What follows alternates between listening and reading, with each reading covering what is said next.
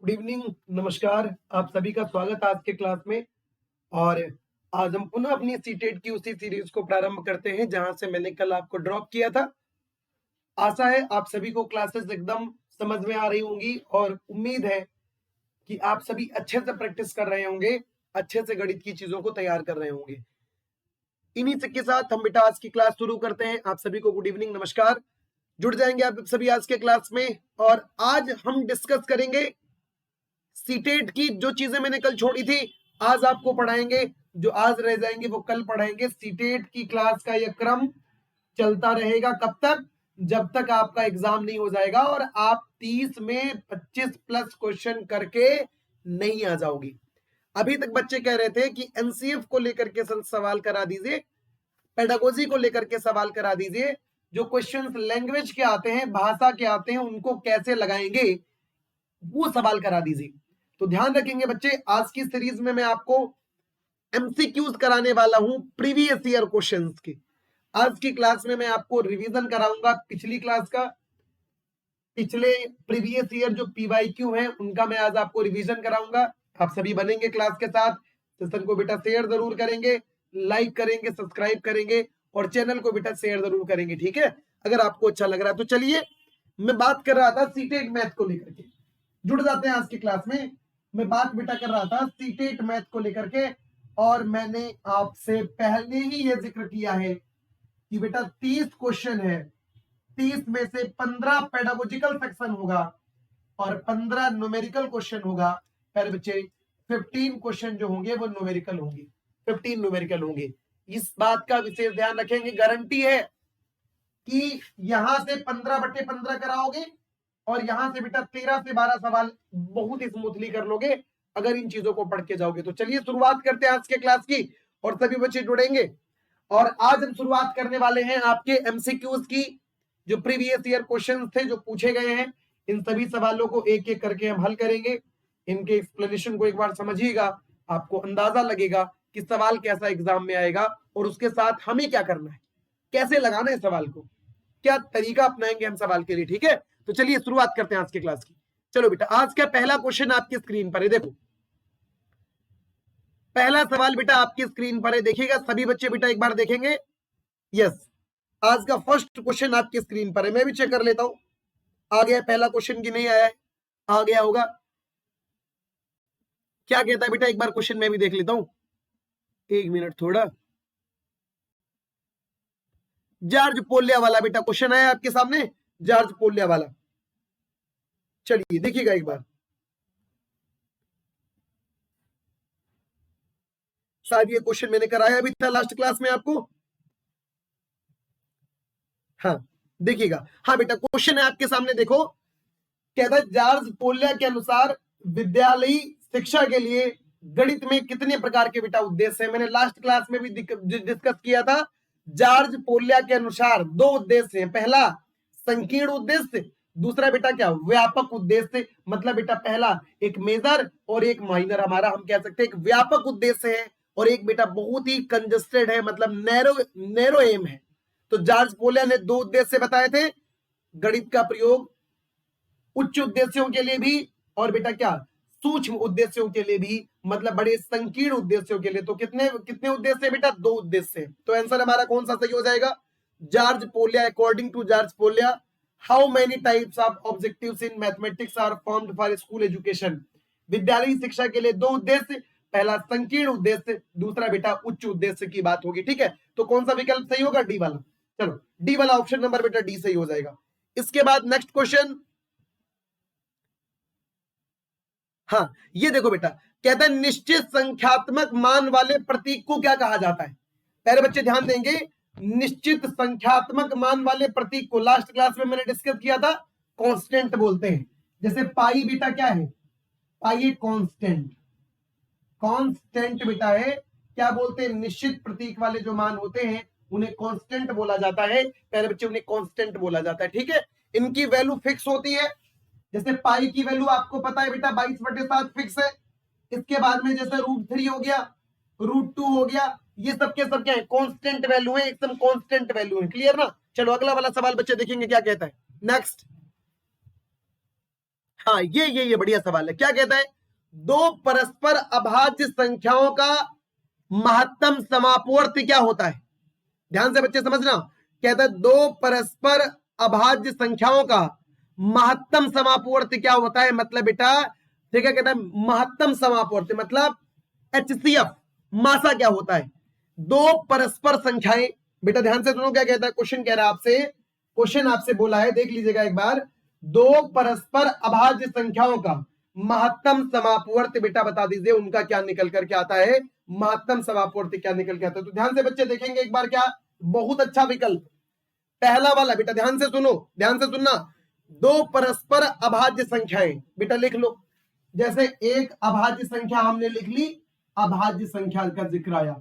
वाह, विकल्प बनाने की क्या कला देखो बेटा, क्या है, क्या कला है विकल्प बनाने की। दो अभाज्य बेटा संख्याएं हमने लिख ली, एक लिख ली हमने जैसे दो, और एक लिख ली बेटा क्या, तीन लिख ली। एक हमने क्या लिख ली, तीन लिख ली।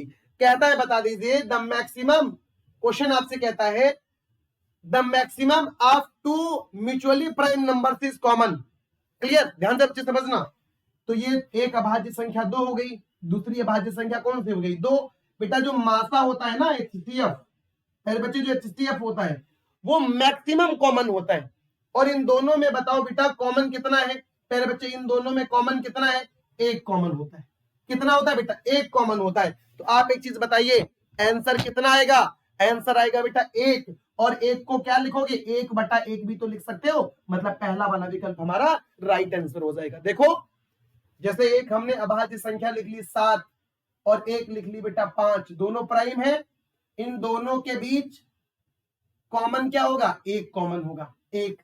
तो बेटा इनका मासा कितना होगा, एक होगा। अब एक को इसने कैसे लिखा, 1/1 करके लिखा। पहला वाला option is the right answer, पहला वाला बेटा विकल्प हमारा एकदम सही उत्तर है। चलो अगले सवाल की तरफ बढ़ते, देखते नेक्स्ट क्वेश्चन क्या कहता है। यस, बढ़िया सवाल है, पूरा क्वेश्चन देख लीजिए एक बार। ध्यान से बच्चे सुनेंगे, बहुत अच्छा सवाल है। अगला वाला सवाल दिया हुआ है, कहता आपसे निम्नलिखित में से कौन सी जोड़ी सही ढंग से मेल नहीं खाती। आप देखिए चार विकल्प आपके सामने होंगे, चार ऑप्शंस आपके सामने हैं, और इनमें से बेटा कोई एक ऐसा पेयर होगा जो मेल नहीं खाता होगा, मैच नहीं करता होगा। अच्छा देख लो कौन सा मैच नहीं करता है, सभी बच्चे ध्यान से देखेंगे बेटा, देखो कौन सा मैच नहीं करता है। पहला क्वेश्चन क्या है, गणितीय ज्ञान, अनुमान किया हुआ ज्ञान। फिर कहता बेटा वैज्ञानिक ज्ञान, अनुमान किया हुआ ज्ञान। पहले बच्चे तार्किक ज्ञान, प्राथमिकता। तो ध्यान से सुनेंगे एक बार, कहता मैच कौन नहीं करता है, कहता which of the following pair are not correctly matched. तो बच्चे ध्यान से सुनो एक बार, जो गणितीय ज्ञान होता है ये अनुमान किया हुआ नहीं होता है, ये प्रूव्ड किया हुआ होता है। क्या होता है बेटा, गणित में अनुमान से नहीं होता, गणितीय जो ज्ञान होता है इट इज प्रूव्ड, या बेटा क्या होता है, ये प्रूफ किया होता है। तो कौन सा विकल्प, हमारा जो पहला वाला विकल्प है, प्यारे बच्चे जो हमारा पहला वाला विकल्प है, गणितीय ज्ञान अनुमान किया हुआ ज्ञान होता है, ये गलत पेयरिंग है। वैज्ञानिक सोच बेटा वैज्ञानिक ज्ञान जो होता है, क्लियर ना। और उसके बाद देखो क्या बेटा लिखा है, तार्किक ज्ञान प्राथमिकता नहीं बेटा, कौन सा पहला वाला हो जाएगा, ओनली वन, मतलब option number C is the right answer. Option number C, option number C, only one, only one, only one is the right answer. Clear हुआ, only one is the right answer. अगला वाला सवाल देखेंगे सभी बच्चे एक बार, next question.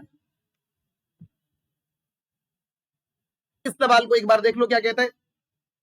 हाँ क्या लिखा है, कौन सा बेटा सवाल है, एक बार देखो। हाँ हाँ कौन सा सवाल है, एक मिनट, वो पागम वाला क्वेश्चन है, मैं भी चेक कर लेता हूं। हाँ कौन सा क्वेश्चन है, शिक्षिका वाला।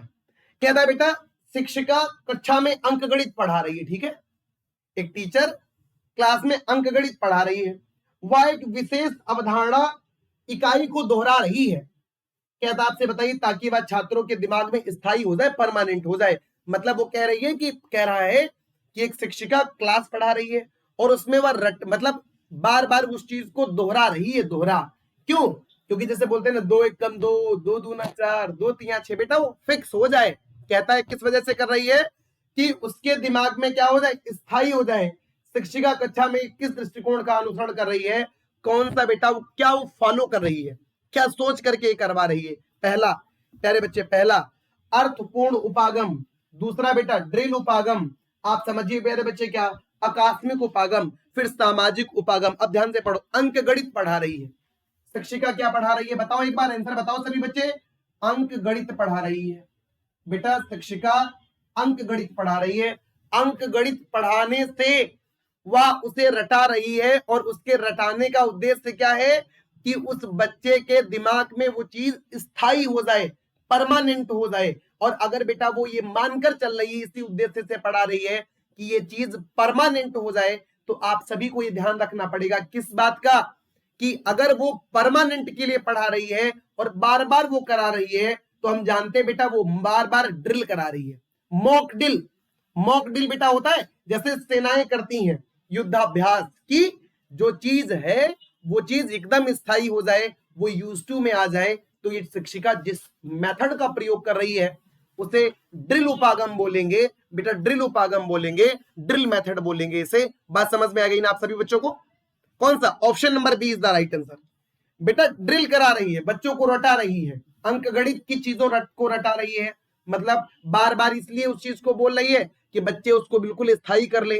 तो वो क्या करा रही है? ड्रिल प्रैक्टिस करा रही है बेटा, ड्रिल करा रही है, मॉक ड्रिल करा रही है। कौन सा विकल्प? Option number B is the right answer. Clear हो गया? अगला बच्चे देखेंगे एक बार सवाल क्या कहता है। नेक्स्ट, हाँ देखो देखो देखो, अगला वाला सवाल बढ़िया कहता है बेटा, ध्यान से सुनो। कहता है इस प्रकार के प्रश्न गणित सीखने में रुचि पैदा करते हैं, वे तार्किक सोच और तर्क के विकास में सहायता करती हैं। इन सवालों के प्रवीण और आश्चर्यजनक उत्तर है। ये बेटा किस प्रकार के सवाल है? प्यारे बच्चे ध्यान से सुनना। कहता है गणित को सीखने के दौरान ये क्या पैदा करती है? ये बेटा रुचि पैदा करती है सीखने में, प्यारे बच्चे रुचि पैदा करती हैं, तार्किक सोच को विकसित करती है, मतलब लॉजिकल थिंकिंग बढ़ाती है। वो है क्या? पहला पहेलियां, फिर एक जादू वर्ग है, फिर बेटा मनोरंजन खेल है, अनुमान लगाने का खेल है। कहता है बेटा ये जो क्वेश्चंस होते हैं किस प्रकार के? प्यारे बच्चे जब गणितीय पहेलियां बुझानी होती हैं, इसमें बहुत से तर्क लगते हैं, बहुत से लॉजिक लगते हैं। तो पहला ऑप्शन सही होगा, ध्यान से बच्चे सुनेंगे, पहेलियां वाला ऑप्शन सही हो जाएगा, पहेलियां वाला ऑप्शन सही हो जाएगा बेटा, पहेलियां वाला ऑप्शन सही हो जाएगा। और जैसे ही हम बोले आपसे कि जो गणितीय पहेलियां होती हैं आपकी तार्किक सोच को विकसित करती हैं, बढ़ाती हैं, इनके माध्यम से आप विभिन्न चीजों को सोच सकते हो बेटा, विभिन्न चीजों को लगा सकते हो, और विभिन्न चीजों में क्या अपनी चीजों को क्या कंसंट्रेट करके उन्हें सोच सकते हो। क्लियर? तो क्या हो गया बेटा, जो पहेलियां गणितीय पहेलियां हैं ये एक अच्छा साधन है दिमाग को विकसित करने के लिए, इनका प्रयोग इसीलिए किया जाता है, ठीक है, ताकि बेटा कहता है इन सवालों के प्रावीण्य और आश्चर्यजनक उत्तर है। और जाहिर सी बात है बेटा पहेलियों के नॉर्मल उत्तर तो होते नहीं है, आश्चर्यजनक उत्तर है, तो आंसर क्या हो जाएगा? पहेली हो जाएगा, पहेली हो जाएगा। अगला वाला सवाल देखेंगे क्या कहता है। नेक्स्ट, एक मिनट, हाँ कहता है बेटा, एक मिनट क्वेश्चन सेट हो जाओ यार, क्यों क्यों भाग रहे हो? कहता है कुशल और सफल जीवन के लिए, ध्यान से बच्चे सुनेंगे, कहता है कुशल और सफल जीवन के लिए गणित की कौन सी शाखा आवश्यक मानी जाती है? बीज गणित, ज्यामिति, अंक गणित और बेटा सौंदर्य शास्त्र। बच्चे ध्यान से सुनो, कहता है सफल जीवन के लिए गणित की कौन सी शाखा आवश्यक मानी जाती है। प्यारे बच्चे एक चीज को ध्यान से समझो कि हम लोग डेली लाइफ में जिस भी गणित का प्रयोग करते हैं वह गणित हमारे जीवन जीने की शैली, हमें काम करने की शैली, हमें खर्च करने की शैली, हमें रहने की शैली और हमें अपना समय व्यवस्थित करने की शैली को प्रदर्शित करता है। अर्थात बेटा जिस शैली से, जिस गणित से हम अपना जीवन जीते हैं वो शैली कौन सी है? भाई सब्जी लेने जाओ, जोड़ घटाना गुणा भाग का प्रयोग होगा। कपड़ा लेने जाओ, जोड़ घटाना गुणा भाग का प्रयोग होगा। मास्टर बन जाओगे, सैलरी मिलेगी, जोड़ घटाना गुणा भाग का प्रयोग होगा। तो कौन? अंक गणित। बेटा अंक गणित का योगदान है हमारी दैनिक दिनचर्या में, प्यारे बच्चे अंक गणित का योगदान है, अर्थमेटिक का योगदान है, या हमें जीने की कला सिखाता है क्योंकि हमें पता है कि जीवन के हर क्षेत्र में गणित का काम है और हर क्षेत्र में बेटा जीवन जीने के लिए अंक गणित का ही काम होता है। तो कौन सी बात शाखा है विज्ञान की बेटा हमारे कहता है कुशल और सफल जीवन के लिए गणित की कौन शाखा आवश्यक मानी जाती है? तो बेटा आवश्यक कौन है? हमारी अंक गणित। C option is the right answer. अगला क्वेश्चन नेक्स्ट। अगला सवाल बच्चे देखेंगे क्या कहता है। देखो क्वेश्चन कहता है निम्नलिखित में से कौन सा मूल गणितीय अवधारणाओं के शुरुआती चरण का उदाहरण नहीं है? कहता है गणित के बेसिक कॉन्सेप्ट का। कहता है 4 विकल्प आपके सामने है। कहता है इनमें से बच्चे बता दो कौन सा गणित के प्राइमरी लेवल का कॉन्सेप्ट नहीं है। कहता है कौन सा मूल गणितीय अवधारणा है, मतलब बेसिक मैथमेटिक्स ऑपरेशंस कॉन्सेप्ट्स का उदाहरण नहीं है बड़ा छोटा। ध्यान से बच्चे समझिएगा, बड़ा छोटा होता है। मैं बोलूं कैसे बेटा? बड़ा छोटा होता है और आपको क्या बताना है? कौन नहीं है, आपसे कौन नहीं है पूछा गया। और देखो पहला वाला ऑप्शन बड़ा छोटा है बेटा, बड़ा और छोटा। आप बच्चे बताएंगे बड़ा छोटा गणित में होता है। मैंने कहा 2 मीटर बड़ा 2 मीटर छोटा। आप बताओ बेटा ये गणित से संबंधित है ना? मैंने कहा 2 मीटर बड़ा 2 मीटर छोटा, तो बड़ा छोटा भी हुआ। फिर कहता है बेटा लंबा छोटा एकदम होता है, लंबाई नापोगे छोटे में भी बेटा लंबाई नापोगे तो गणित के कॉन्सेप्ट में है बड़ा छोटा लंबा छोटा एकदम होगा, कोई दिक्कत नहीं है। तीसरा ऊपर नीचे 2 मीटर ऊपर 3 मीटर नीचे यूज होता है गणित में। लेकिन बेटा कई कुछ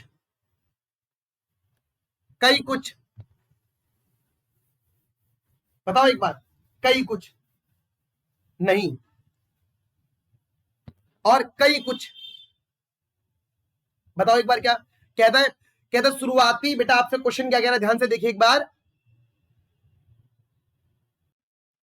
चलो देखो बेटा क्या है इसमें क्वेश्चन, क्या बोला आपसे? पहला कहता है बड़ा छोटा, हमने कहा 2 मीटर बड़ा 2 मीटर छोटा, बात क्लियर एकदम।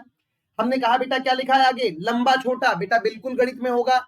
ऊपर नीचे और गणित में कैसे होगा? ऊपर नीचे तो बेटा पोजीशन वाचक है कि स्थिति है, ऊपर होगा कि नीचे होगा, ये बेटा पोजीशन है। और कहता है कई कुछ, मतलब मैनी सम, बेटा कई संख्याएं कुछ संख्याएं, तो ये भी नंबर में है। तो कौन सा गणित का बेसिक स्ट्रक्चर नहीं है? ऊपर नीचे। ये ऊपर नीचे स्ट्रक्चर नहीं है, ये गणित का बेसिक स्ट्रक्चर ऊपर नीचे नहीं है। जैसे हमने कहा पहला वाला बड़ा छोटा, तो 2 मीटर बड़ा 3 मीटर छोटा। हमने कहा बेटा कहता है आपसे लंबा छोटा 4 मीटर लंबा 4 मीटर छोटा हो गया। ऊपर नीचे नहीं बेटा, ऊपर नीचे स्थिति होती है, सिचुएशंस होती हैं, पोजीशंस होती हैं। ठीक है, कई कुछ मतलब बेटा मैनी और सम की बात हो रही है। कौन सा विकल्प हमारा राइट आंसर हो गया? तेरे बेटा राइट आंसर हमारा सी ऑप्शन हो गया। सी ऑप्शन हो जाएगा हमारा। कौन सा नहीं होगा? ध्यान से सुने, ऊपर नीचे। ऊपर नीचे ये नहीं होगा, ऊपर नीचे हो ही नहीं सकता, ये पोजीशन वाचक है। यही हमारा राइट आंसर होगा। अगला सवाल क्या है नेक्स्ट? हाँ देखो एक बार बेटा क्या कहता है। यस यस यस, कुछ और क्वेश्चन दिया, अच्छा सवाल है। अगला वाला सवाल है, देखेंगे सभी बच्चे एक बार। कहता है गिनती, ध्यान से सुनेंगे बेटा एक बार, ध्यान से सुनिए। कहता है गिनती संख्या 1 में निम्नलिखित में किसके कारण पूर्ववर्ती नहीं होती? मतलब पहली संख्या की पूर्ववर्ती क्यों नहीं होती? मैंने आपको पूर्ववर्ती संख्या क्लास 2 में पढ़ाई है, जो दूसरी क्लास पढ़ी है मैंने आपको पूर्ववर्ती संख्या पढ़ाई है। क्वेश्चन बोला है आपसे, कहता है जो पहली संख्या होती है इसकी बेटा जो पूर्ववर्ती होती है, मतलब प्रेडिसेसर नंबर होता है, पूर्ववर्ती संख्या, ये क्यों नहीं होती? इसका कारण क्या है? पहला बेटा ध्यान से सुनो, पहला वस्तुओं की गिनती हमेशा 1 से शुरू होती है। फिर दूसरा कारण, एक सबसे छोटी संख्या है। पहले बच्चे ध्यान से समझिएगा, कहता है बताओ क्यों नहीं होती?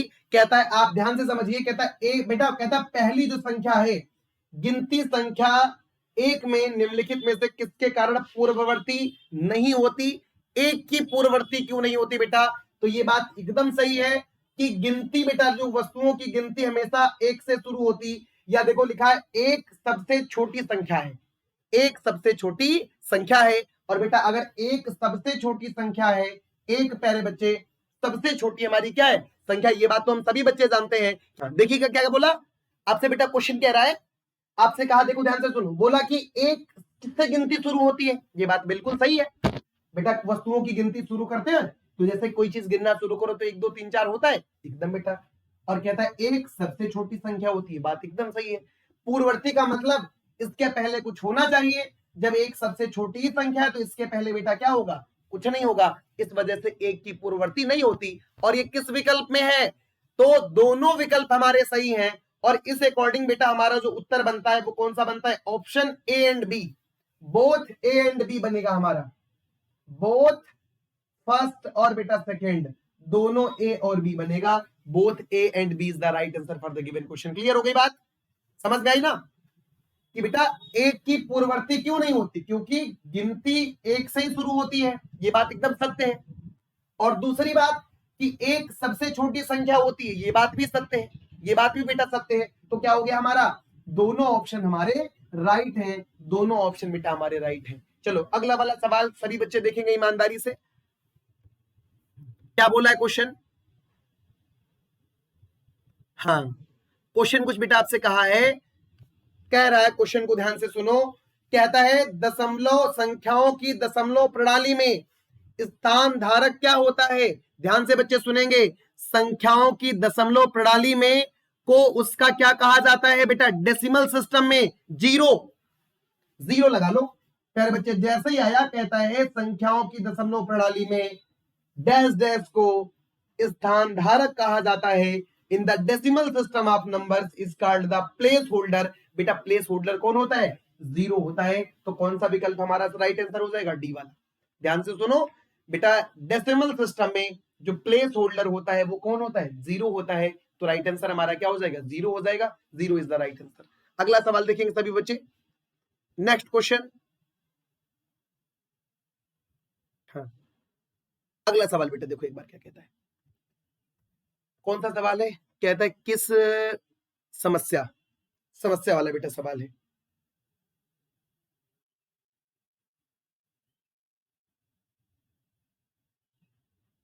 शायद इस सीट का नहीं है क्या, ठीक है कोई बात नहीं, अभी 7वां वाली सीट जो की है उसका होगा, देखेंगे सभी बच्चे एक बार देखेंगे क्वेश्चन को। यस, हाँ, देखो बेटा क्या दिया हुआ है, क्वेश्चन कहता है आपसे किसी गणितीय समस्या को प्रस्तुत करते समय शिक्षक को यह सुनिश्चित करना चाहिए कि समस्या की जो भाषा है, लैंग्वेज, छात्रों की, और ऑप्शन क्या है बेटा, पहुंच, समझ, रणनीति और योग्यता, बेटा समझ के स्तर के अनुसार हो, मतलब जो भाषा है, जो बेटा लैंग्वेज है, वो समझ के अनुरूप होनी चाहिए, समझ की। जो बच्चा अगर भाषा को ही नहीं समझ पाएगा तो उस सवाल का हल क्या देगा, मतलब इसका हमारा ऑप्शन क्या होगा, ऑप्शन हमारा बेटा इसका बी वाला सही हो जाएगा। किसी गणितीय समस्या को प्रस्तुत करते समय शिक्षक को यह सुनिश्चित करना चाहिए कि समस्या की जो प्रॉब्लम की भाषा है वह बच्चे की समझ के अनुरूप हो, बच्चा जितना समझ सकता है उतनी ही टफ लैंग्वेज का प्रयोग किया जाए, उतनी सरल लैंग्वेज का प्रयोग किया जाए, अगर वो समझ ही नहीं पाएगा तो उत्तर क्या देगा, ठीक है ना, क्लियर। चलो अगला वाला सवाल देखेंगे, हर एक बच्चा देखेगा नेक्स्ट वाला क्वेश्चन। हाँ, ये वाला बढ़िया बेटा सवाल है, अच्छा सवाल है, सभी बच्चे एक बार लगाने का भी प्रयास करेंगे। हाँ, अच्छा सवाल है,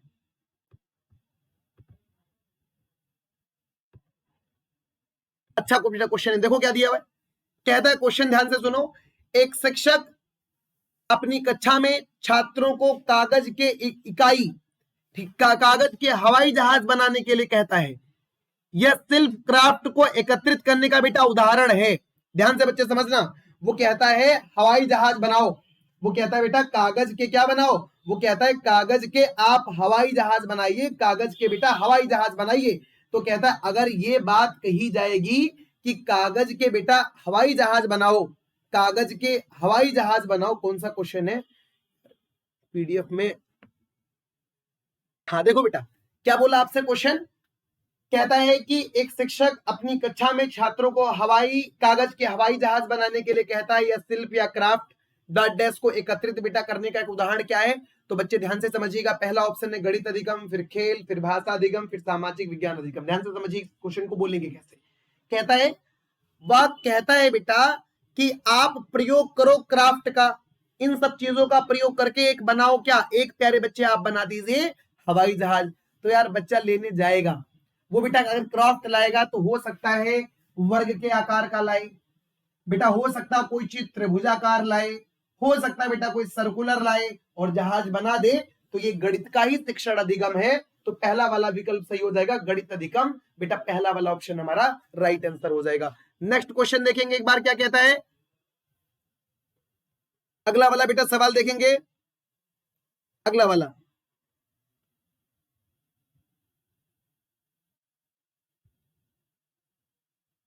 बेटा क्वेश्चन आप अपनी स्क्रीन पर एक बार देख लीजिएगा क्या कहता है। क्वेश्चन कहता है कि गणित पढ़ाने की रचनात्मक पद्धति को लागू करते समय शिक्षक की क्या भूमिका होती है। मतलब ड्यूरिंग मैथमेटिक्स टीचिंग, गणित को पढ़ाने के दौरान बेटा कहता है रचनात्मक मतलब क्रिएटिव सिस्टम लागू करने के लिए के समय शिक्षक की भूमिका क्या होती है, मतलब टीचर का रोल क्या होता है। बेटा टीचर का रोल आप बताओ क्या होता है। टीचर का रोल रटवाना नहीं होता, टीचर का रोल रटवाना नहीं होता बेटा। इस प्रकार से टीचर को पढ़ाना चाहिए। मतलब जब हम लोग शिक्षण अधिगम पढ़ते हैं तो हमें पता लगता है, एनसीएफ कहता है हमें इस प्रकार से चीजों को पढ़ाना चाहिए, बच्चा इन्वॉल्व हो सके, बच्चा उसी चीज में सम्मिलित हो सके और सम्मिलित होकर के चीजों को पढ़ सके। तो पहला विकल्प है या सुनिश्चित करना, या बेटा सुनिश्चित करना कि संबंधित स्कूल की लाइब्रेरी में उपलब्ध हो। नहीं, या लाइब्रेरी स्कूल ये सब छोटी छोटी बातें हैं, कहीं नहीं हो सकता।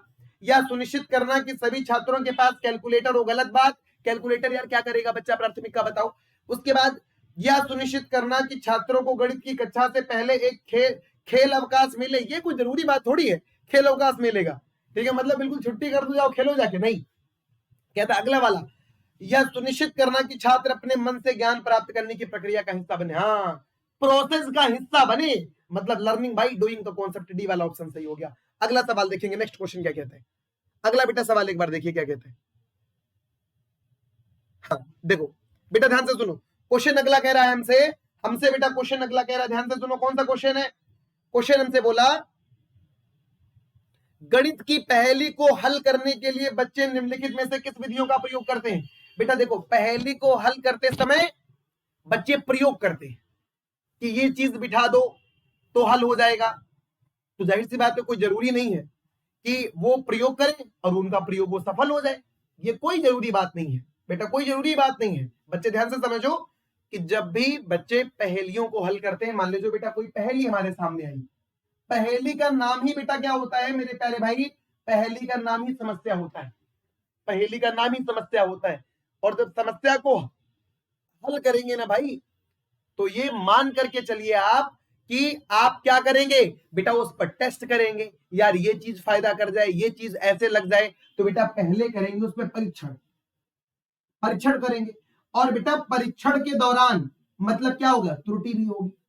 बेटा परीक्षण के दौरान क्या होगा, त्रुटि भी होगी। त्रुटि तो परीक्षण और त्रुटि मतलब ऑप्शन नंबर हमारा क्या, ऑप्शन नंबर डी सही हो जाएगा। बेटा पहेलियों को जब हल किया जाता है, बताओ एक बार, कोई पहेली है, कोई जंबल है हमारे सामने, उसको हल करना है, स्वाभाविक सी बात है कभी फेल होगे, कभी पास होगे, कभी फेल होगे, कभी पास होगे, ये प्रक्रिया चलती रहेगी। तो क्या हो जाएगा, परीक्षण पहले और फिर बेटा क्या, त्रुटि, और फिर जाकर के जब त्रुटियां होंगी तभी तो जाकर के आप चीजों को सीखोगे। तो क्या परीक्षण और त्रुटि, परीक्षण और त्रुटि हमारा राइट आंसर हो जाएगा। अगला वाला सवाल बच्चे देखेंगे एक बार, नेक्स्ट क्वेश्चन कहता है गणित के अध्ययन से क्या आशय है। कहता है बेटा पहला, गणित शिक्षण का विज्ञान है, यही आशय है हमारा, यही आशय है। गणित कहता है गणित के अध्ययन से क्या मतलब है, क्या आशय है। तो बेटा यही हमारा आशय है कि गणित जो है वो बेटा शिक्षण का विज्ञान है। पहला वाला ऑप्शन सही हो जाएगा, जो गणित है वो शिक्षण का विज्ञान है, यही हमारा आशय है, यही बेटा हमारा आशय है। अगला क्वेश्चन देखेंगे एक बार क्या है, किसने कहा था कि गणित मन में तर्क की आदतें डालने का एक तरीका है। बेटा एक लॉक नामक गणितज्ञ हुए हैं, एक लॉक का नाम सुना होगा, डी लोके लिखा होगा, इसमें हिंदी में लोके लिखा होगा लेकिन इंग्लिश में लॉक लिखते हैं। बेटा लॉक लिखते हैं, कहता है कि गणित जो है हमें तर्क विकसित करता है, लॉजिक मतलब कॉन्सेप्ट विकसित करता है। ये किसने कहा था प्यारे बच्चे, ये लॉक ने कहा था, ये लॉक ने कहा था। तो हमारा राइट आंसर क्या हो जाएगा, हमारा राइट आंसर बेटा लॉक हो जाएगा। कौन सा, डी वाला ऑप्शन, लोके लिखा होगा लेकिन वो लॉक है। बेटा गणितज्ञ हुए हैं लॉक, उन्होंने कहा था कि गणित बेटा मन में तर्क की आदत डालने का तरीका है, मतलब ये तर्क, लॉजिक, कॉन्सेप्ट, ठीक है, मतलब एक लॉजिकल चीज सोचने की क्षमता देती घड़ी। तो ये कहा था लॉक ने। चलो अगला सवाल। हाँ, नहीं नहीं नहीं, ये वाला सवाल नहीं बेटा।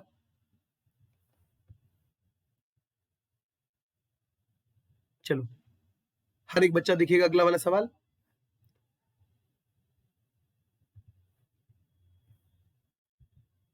हाँ, देखो बेटा ये वाला सवाल हमारा कहता है मीटर शब्द ग्रीक शब्द में किससे लिया गया है। क्वेश्चन आया है, कहता है जो मीटर शब्द है ये ग्रीक शब्द में बेटा किससे लिया गया है। तो मीटर बेटा लिया गया हमारा बी वाला ऑप्शन, मेट्रॉन से लिया गया है। मेट्रॉन से प्यारे बच्चे लिया गया है। मीटर हमारा किससे लिया गया है, मेट्रॉन से लिया गया है। ठीक है, तो आज के लिए इतना ही रखते हैं। आज 30 मिनट की क्लास हो पाई है। कल से आपको संडे तक, मतलब सैटरडे संडे तक, सैटरडे तक हम आपको निरंतर क्लासेस देते रहेंगे, एक एक घंटे की। 4:30 बजे से आप सभी लाइव जुड़ेंगे। आज के लिए इतना ही, बाकी मिलेंगे बेटा आपको नेक्स्ट क्लास, मतलब कल की क्लास में लाइव आपको टॉपिक पढ़ाएंगे, कॉन्सेप्ट से टॉपिक बेटा पढ़ाएंगे आकर के। मंडे ट्यूसडे आपकी प्रैक्टिस सेशन की क्लास चलेगी। क्लियर, आज के लिए इतना ही, बाकी मिलेंगे कल की क्लास में। Thank you so much.